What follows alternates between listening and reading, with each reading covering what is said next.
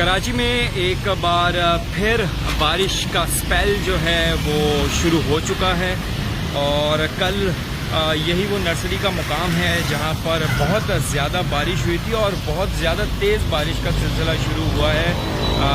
आप देख सकते हैं कि अभी सिर्फ उठ के मैं सिर्फ यहाँ पे बाहर आया हूँ और रोड ठीक की गया है। बहुत तेज़ बारिश का सिलसिला जो है वो दोबारा से कराची में शुरू हो चुका है और देखते ही देखते यहाँ पर जो है वो ठीक ठाक जो है सड़क गीली हो गई। हालांकि ये चंद मिनटों के अंदर हुआ, बहुत तेज़ बारिश है। ऐसा लग रहा है जो प्रेडिक्ट किया गया था कि अर्बन फ्लडिंग के खदशात आज ज़्यादा हैं और लग रहा था जो बता रहे थे महकमा मौसमियात के बहुत तेज़ बारिश होगी और कल से भी ज़्यादा तेज़ बारिश हो सकती है। तो ऐसा ही शुरुआत हुई है और बहुत तेज़ी से जो है वो PCHS में बारिश का सिलसिला शुरू हो चुका है।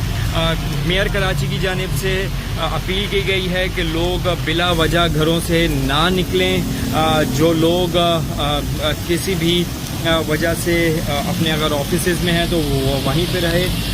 ये जो स्पेल है वो बताया जा रहा है कि शाम तक जारी रहेगा और उसके बाद फिर आज बारिश का इम्कान नहीं है।